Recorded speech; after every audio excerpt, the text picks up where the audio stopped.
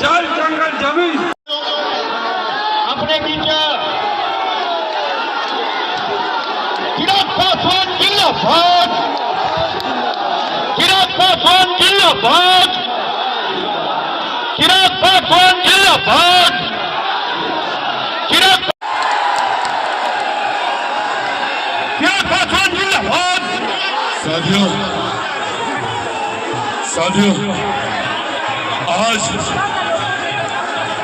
आने से पहले मुझे जानकारी दी गई थी कि आज ये चुनावी सभा है।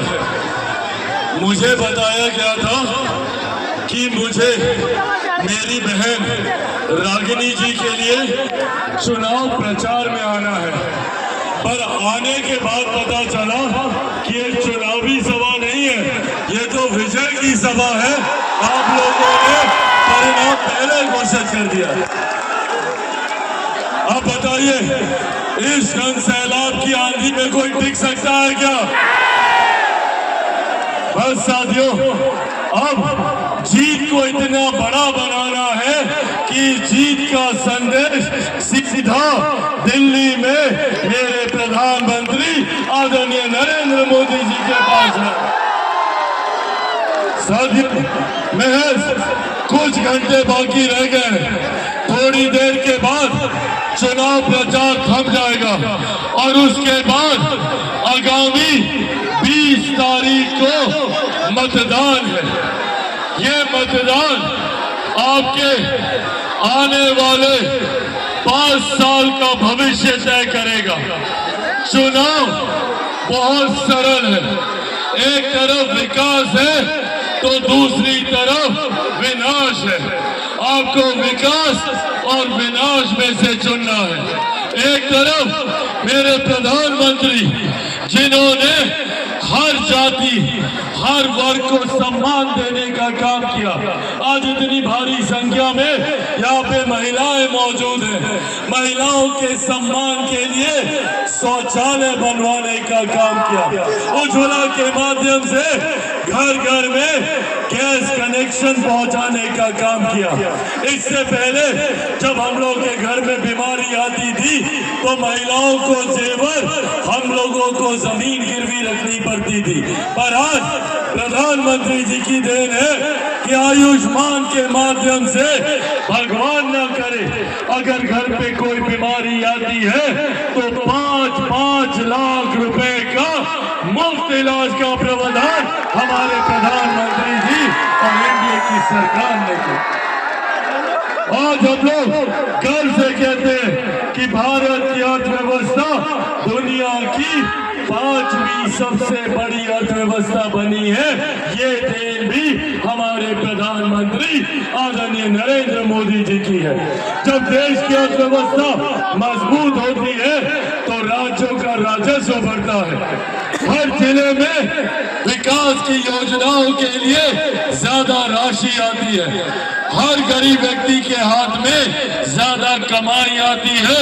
प्रति व्यक्ति आय में इजाफा होता है और यही कारण है कि पिछले 10 सालों में 25 करोड़ से ज्यादा लोग गरीबी रेखा से बाहर निकलकर मुख्य धारा के साथ जुड़ने का काम किया। साथियों, एक तरफ हमारे प्रधानमंत्री जी ने हमारे देश की अर्थव्यवस्था को मजबूत किया तो दूसरी तरफ हमारी आस्था को भी संभाल देने का काम किया। सोचिए, पिछले 500 साल से जैसे हम लोग टेंट के नीचे बैठे हैं, ऐसे ही प्रभु श्री राम 500 साल से टेंट के नीचे धूप गर्मी धूल मिट्टी में बैठे थे। पहली बार देश में एक ऐसे प्रधानमंत्री आए जिन्होंने हमारी आस्था को सम्मान देते हुए अयोध्या में भव्य राम मंदिर का निर्माण कराकर राम लल्ला की प्राण प्रतिष्ठा कराने का काम किया। साथियों, एक तरफ हमारी सरकार जहां मजबूती से आस्था और अर्थव्यवस्था को संजोकर चलने का काम कर रही है, तो वहीं हमारे ही देश में दुनिया की सबसे बड़ी गरीब कल्याण कल्याण की योजना चलाई जा रही है, गरीब कल्याण की योजना, जिसका श्रेय मैं मेरे नेता, मेरे पिता आदरणीय रामविलास पासवान जी को भी देता हूं।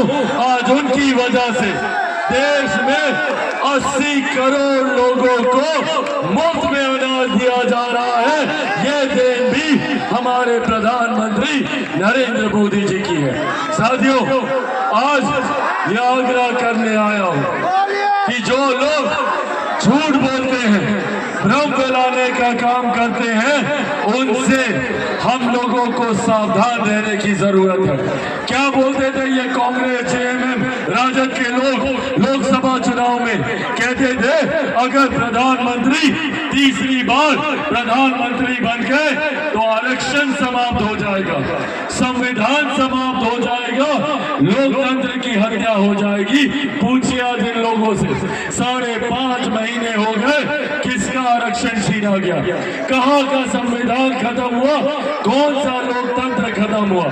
साथियों, आज आप लोगों के बीच मैं मेरे नेता, मेरे पिता आदरणीय रामविलास पासवान जी के संघर्षों की कसम खाकर ये वादा आप लोगों से करके जाता हूं कि जब तक चिराग पासवान जिंदा है, ना आरक्षण को कोई खतरा है, ना संविधान को कोई खतरा है।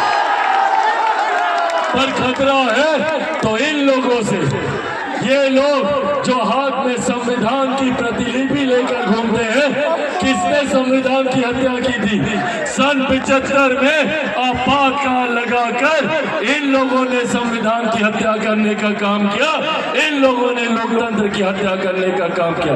साथियों, आज ये मौका है हम लोग के पास सही मायनों में एक ऐसी सरकार को चुनने का, एक ऐसे प्रधानमंत्री को चुनने का जिन्होंने हम लोगों को सम्मान देने का काम किया। प्रधानमंत्री जी की सोच वाली सरकार का झारखंड में आना जरूरी है।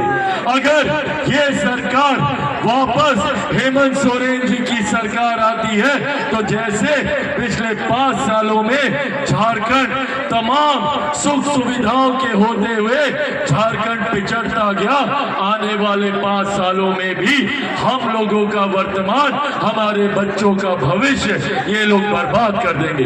कांग्रेस, राजद, जेएमएम सिर्फ भ्रष्टाचार करने के लिए ये लोग जाने जाते हैं। वहीं दूसरी तरफ हमारे प्रधानमंत्री की सोच वाली सरकार आती है। हमारे प्रधानमंत्री ने, जिन्होंने बाबा साहेब को सम्मान देने का काम किया, जिन्होंने भगवान बिरसा मुंडा को सम्मान देने का काम किया, जिन्होंने समाज के हर एक वर्ग को साथ लेकर चलने का, उसको मुख्य धारा के साथ जोड़ने का काम किया। ऐसे में साथियों, ऐसे में मेरे नेता, मेरे पिता आदरणीय रामविलास पासवान जी ने भी एक सपना देखा था, विकसित झारखंड का सपना।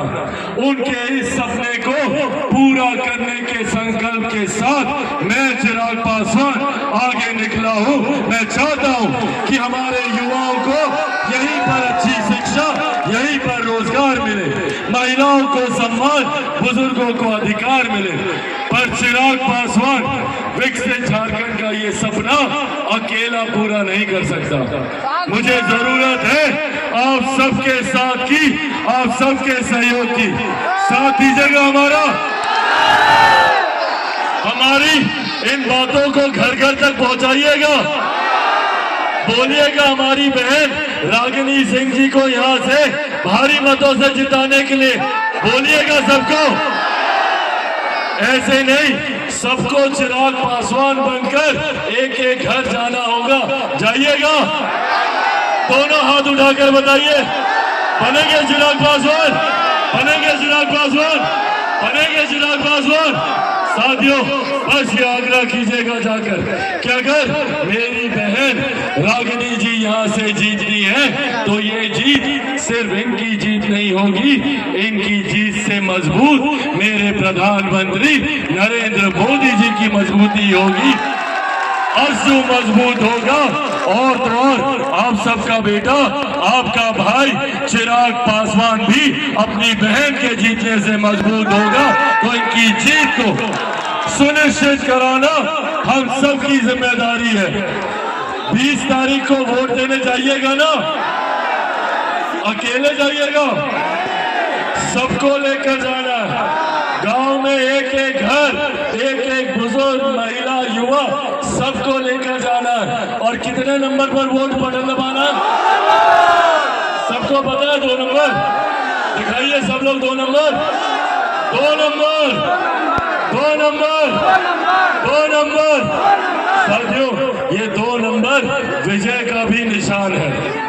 जिनके नंबर में ही विजय का निशान आ गया तो इनकी जीत तो सुनिश्चित है। कौन से छाप पर बटन दबाना है? कमल छाप पर। कमल छाप पर जो बटन दबाइएगा, आपका वो वोट मेरी बहन के पास तो जाएगा ही जाएगा, सीधा दिल्ली में प्रधानमंत्री नरेंद्र मोदी जी की झोली में ये वोट जाएगा। इस उम्मीद के साथ कि अगली बार आप सबसे जब मुलाकात होगी तो मेरी बहन एक विधायक के रूप में बड़ी जिम्मेदारी निभाते हुए झारखंड की विधानसभा में आप लोगों के हक, अधिकार और यहाँ पे विकास के कार्यों को धरातल पर उतारने के लिए कार्य कर रही होगी। इन्हीं शब्दों के साथ इतनी भारी संख्या में यहाँ आने के लिए आप सबका बहुत बहुत धन्यवाद।